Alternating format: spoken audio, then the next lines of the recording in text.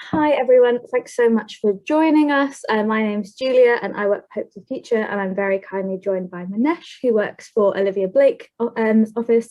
Olivia is the MP for Sheffield Hallam, and Minesh, I think you're a researcher, is that right? Yeah, that's right. I'm a researcher but based in Sheffield. Brilliant, yeah, thank you so much. And yeah, I really want to say a huge thanks to Minesh for talking to us today. The purpose of this little conversation that we're having as part of the bigger event is to find out a bit more about what it's like to be on the receiving end of the emails that we support our campaigners to write, and to work for an MP. And something I'm going to be asking Minesh a little bit about is what his team do in terms of translating all of the constituent voice and the emails and the letters and the meetings that we have into power in Westminster. And I'd love to hear all the things that Olivia has achieved over the last couple of years, which I know is many.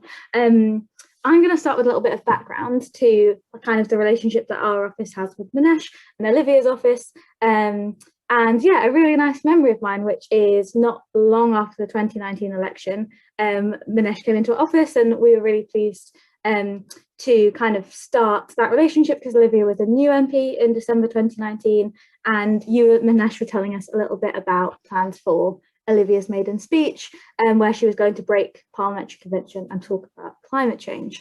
And as obviously a climate change advocacy charity, we were really excited by that, and we loved having a local MP who was so passionate about climate change. And, you know, we can't speak highly enough of Olivia and your whole team because she's so responsive, and we've worked together over the last couple of years on schools workshops and meeting with parents of young children, media pieces, meetings about electric vehicles, and you've also invited us, I think, to your Hallam Citizens Climate Manifesto meetings, which are really amazing, and hopefully you can tell us a bit more about. That is enough of a ramble from me already. I've got a question for you, Minesh, which is, yeah, a little bit from your side, as somebody who's part of the team who gets our emails and that sort of thing. What have you found the last 18 months to be like working with us and all of those things that I've been talking about from your side, and yeah, and working with constituents?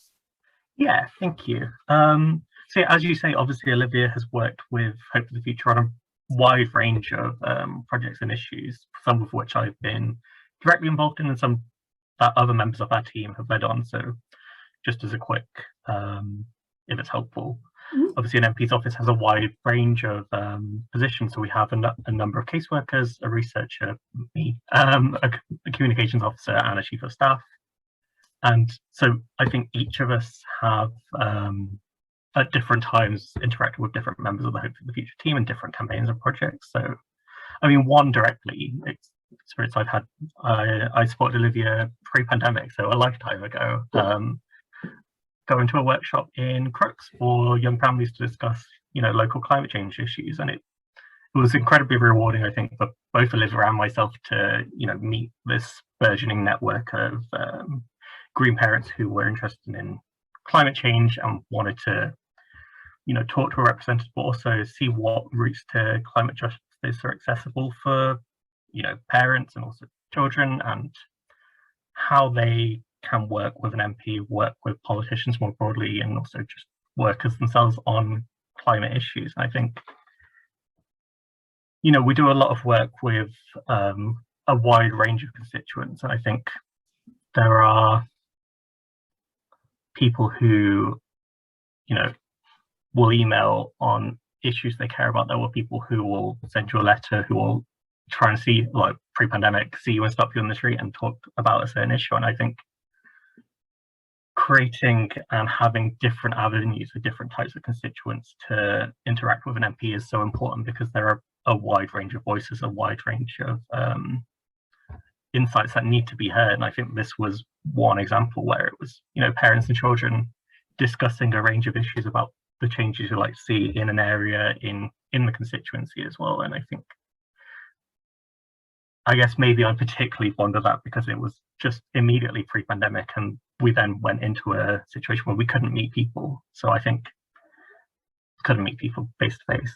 So I think having that face-to-face contact on climate change felt really, yeah, significant, I think.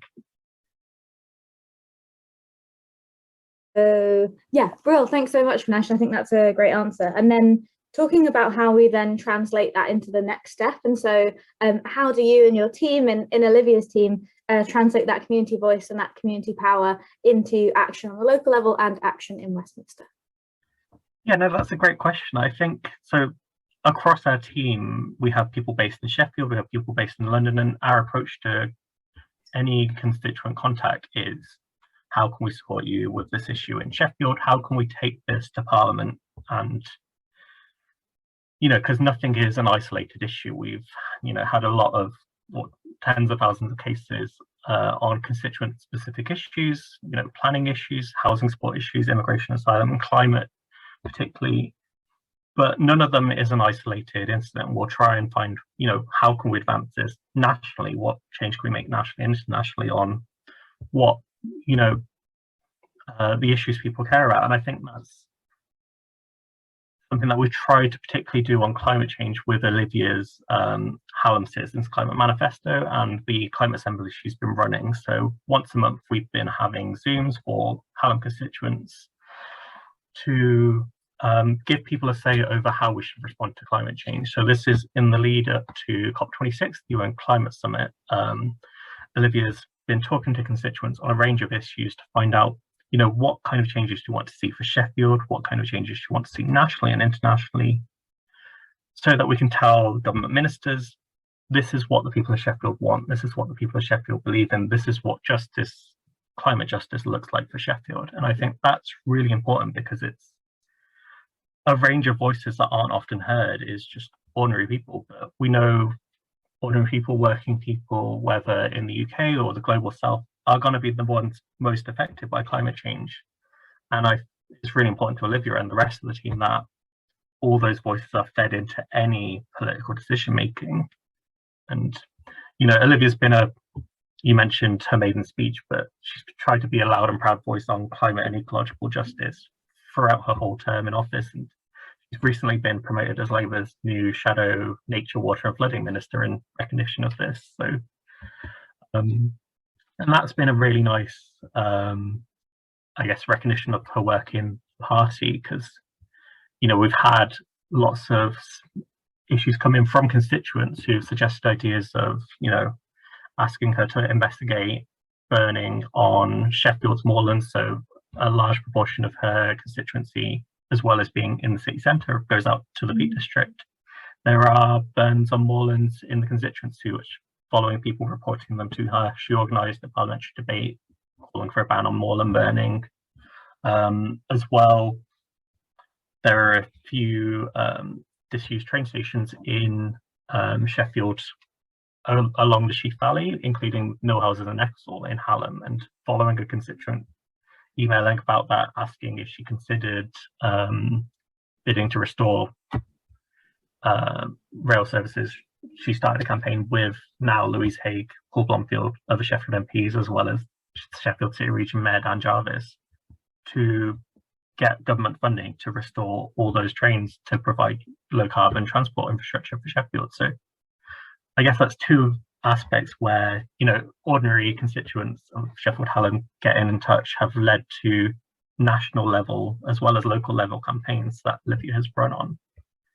Absolutely. And yeah, I love obviously as a Sheffield resident, I'm super keen on the trains campaign too, and it'll be really exciting to see where that's going. And so great, as you say, those like ripples of Olivia leading it, and then, you know, more Sheffield MPs and Dan Jarvis getting involved, really exciting.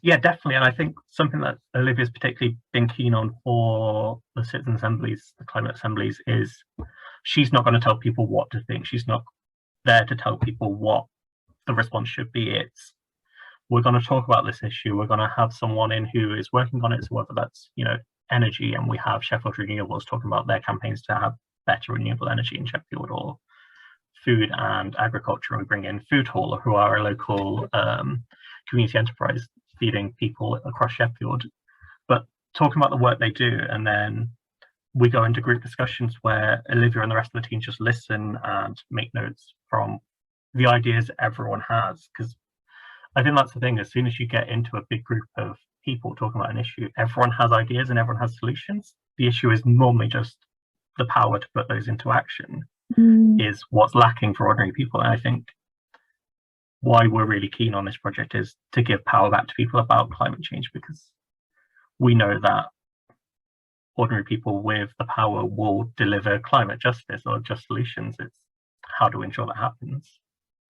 I love that. I absolutely love that. I think that's so brilliant. I won't take up much more of your time, Minesh, and I know that there's lots of exciting stuff following us in this event too. But I guess my final question is, is there anything that you would like our campaigners and people watching this to know about like your role in working for an MP?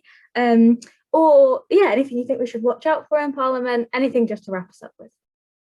Yeah, I mean, just that there's no, it's a cliche, but there are no 2 days the same as working for an MP. I will some days try and, I guess, work on casework or produce now that Olivia's a shadow minister, produce a briefing on a government report or write written questions or support her in campaigns or run an event, or there's a whole host of different work to do. So I think what we really enjoy, and particularly if we're talking about climate change as well, is constituents coming to us with ideas, with solutions, with this is an issue we have, will we help us solve it? Or this is something that we think could be better. And I think particularly with climate change being an issue that Olivia is particularly keen on and has been keen to work on, we've seen people respond to that, not just inside the climate assemblies, but beyond that, of just people coming to us with, this would make Sheffield a better place, this will make Sheffield a greener place, and will you help me do that? And I think that's, and we get messages from constituents who are old and young from a range of backgrounds. We've had schools and school students send letters about, will you campaign on biodiversity, will you campaign on climate justice? And I think that's really encouraging, because it's supporting the work that we're already doing, but that is what Olivia wants to be doing. She wants to be working with constituents, working for constituents. She's not just an MP to impose her own views on the people of Hallam. It is a mutual process. So yeah, the more people are happy to and write to their own MPs saying, this is what should happen, this is what the UK should be doing, you should be doing, the more democratic we are and the better it is. Absolutely. That's so brilliant. Yeah, great to hear. I'm very glad you didn't say, oh, it's so much work and I have to stop emailing tomorrow. If I could give you one tip, yeah, stop. No, that's so brilliant and really, really great to hear. And I'm sure our campaigners will love hearing that too. So yeah, I'll just say thank you so much for your time, Minesh. We really thank you for having me. And yeah, thank you to you, Olivia's whole team. It's so great to have an amazing local MP who we love working so closely with. And yeah, I think that's us wrapping up. Cool. Thank you so much.